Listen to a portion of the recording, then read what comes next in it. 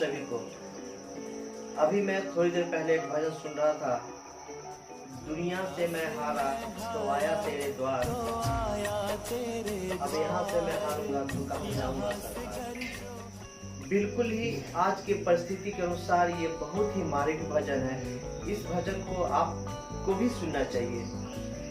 सचमुच बात तो ऐसी है कि आज के इस वैश्विक महामारी के दौर में हम सभी इतने ज्यादा परेशान हो गए हैं कि अब कोई सहारा नहीं मिल रहा, कोई विकल्प नहीं मिल रहा है। और सच पूछिए तो परमात्मा हम लोगों को कहीं न कहीं किसी न किसी रूप में सीख देने के लिए ही व्यवस्था करते हैं। और आज की जो ये व्यवस्था है घर में रहने की, इसमें भी कहीं न कहीं कुछ अच्छाई ही है। बस हम सभी को सकारात्मक रूप से सोचना चाहिए। देखिए अभी हम लोग घर में हैं, घर परिवार में सबको एक साथ मिलकर रहने का, एक दूसरे को समझने का मौका मिल रहा है। एक दूसरे के अंदर मनोभाव को समझने का प्रयास करें, कितना अच्छा और प्यारा मौका मिला है। तो हम सभी इसे व्यर्थ न जाने दें। कोई उपाय नहीं नजर आता है, कोई विकल्प नहीं नजर आता है, कुछ भी नजर नहीं आता है, तो एक ही नजर आता है, वो परमपिता परमेश्वर शिव, जिन्हें हम सभी गुरु कहते हैं, उन्हीं का सहारा नजर आता है। दूसरा कुछ भी नजर नहीं आता है। तो आइए आगे बढ़ने से पहले थोड़ा सा हम किसी दुखी जीवन में थोड़ा हंसने का भी उपाय ढूंढ ले। आइए एक छोटा सा 1 मिनट का एक वीडियो है जो मैं आपको दिखाता हूँ। निश्चित रूप से आप सभी हंसेंगे। बाबूजी फोटो स्टेट होता है। हाँ होता है। फोटो स्टेट केकरा कहते हैं? जे एगो से दूगो हो जाता है, मतलब एगो जैसे लाइएगा ना, वो डालेंगे तो सेम कॉपी हो जाता है। उन्हें हो जाता है अनुमान। अनुमान आप वैसने कितने पैसा लेते हैं? मात्र 2 रुपया। 2 रुपया। तो सुनिए ना, इस चप्पल को कर दीजिए, वो कुत्ता ले गया चिरी चिरी कर दिया, 2 जगह कर दीजिए तो। बट पागल कहीं का, वही चप्पल से मारेंगे। चप्पल का फोटो कॉपी होता है बर्बाद। तो फिर आप ही ना कहो। चलो भागो यहाँ से, भाग। निश्चित रूप से आपके चेहरे पे मुस्कान आ गई होगी। अभी देखिए एक छोटा सा कहानी है।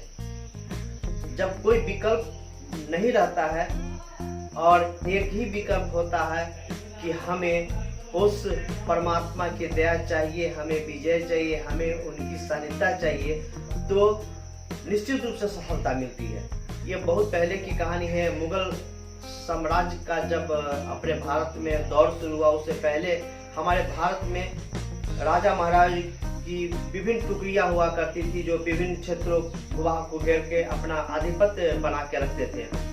उस समय में 2 राजा थे, एक बहुत शक्तिशाली थे और एक का छोटा साम्राज्य था। बीच से एक नदी बहती थी। जो छोटा साम्राज्य था उसके मंत्री बहुत ही चतुर थे और उनका अय्यारी यानी कि जासूसी व्यवस्था बहुत ही निपुण था।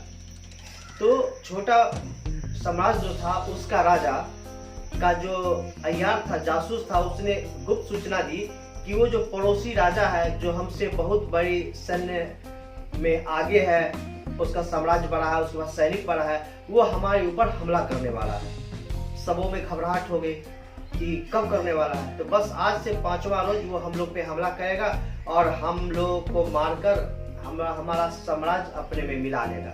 सबों के अंदर बहुत बेचैनी हुई, लेकिन उसका जो मंत्री था बहुत ही योग्य था। आपस में सबों से मंत्रणा किया और उसने कहा कि वो 5 दिन के बाद हमला करेगा ना, हम लोग कल ही उस पे हमला कर लेंगे। और तैयारी उन्होंने किया और वो जो नदी था, नदी पार करके आगे बढ़ा। जो राजा का साम्राज्य बड़ा था, उसके पास सैनिक बहुत थी, उसके साम्राज्य में एंटर किया और एंटर करने के बाद उसने क्या किया, जो नदी पार करके जो पुल था, उस पुल को उन्होंने तोड़ दिया। सब में बेचैनी आई, घबराहट आ गई कि अब हम वापस जाएंगे कैसे। तो वो मंत्री और जो सेना का बड़ा अधिकारी था, जिसे कहते हैं सेनापति, वो सेनापति सबों को बुला करके कहा कि देखो, यदि वो हम लोग ऊपर हमला करता तो हम लोग की मौत निश्चित थी। मेरा साम्राज्य उसके पास जाना ही था और आज हम लोग उस पे हमला किए हैं, नदी पार करने का जो पुल है उसे तोड़ दिए हैं। तो एक ही विकल्प हम लोग को बचता है कि हम सभी मरे या मार दे। यानी उस साम्राज्य पे अधिकार करना हमारा बहुत ही जरूरी का काम हो गया है। इसलिए सभी अपनी आप का जो शक्ति है उसको संजो कर उस पर हमला कर देना है, क्योंकि मरना तो निश्चित है, जीत गए तो वो साम्राज्य भी हमारा हो जाएगा। और यकीन मानिए कि वो सैनिक जो छोटे साम्राज्य का सैनिक था, उन्होंने इतनी जुनून से, इतना जुस्सू से लड़ा कि वो बड़ा साम्राज्य को संभलने का मौका नहीं दिया, और उस राज्य पे, उस बड़ा राज्य पे ये छोटा राज्य हावी हुआ और वहां जीत हासिल हुआ और अपना परचम लहरा दिया।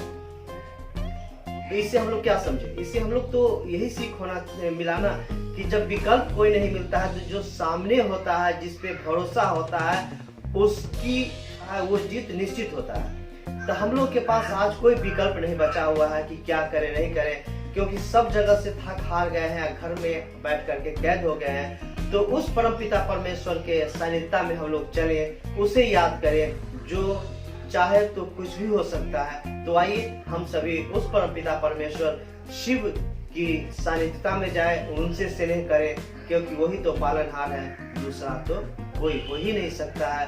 वही माता है, वही पिता है, वही देवता है, वही महादेव है, वही महागुरु है, सब कुछ तो वही है। क्योंकि साहब से ही हम लोग को इतना बताए हैं कि महादेव से प्रेम करो, महादेव से बड़ा कोई नहीं है। इसीलिए तो साहब से ही बोले हैं कि आओ चले शिव की ओर।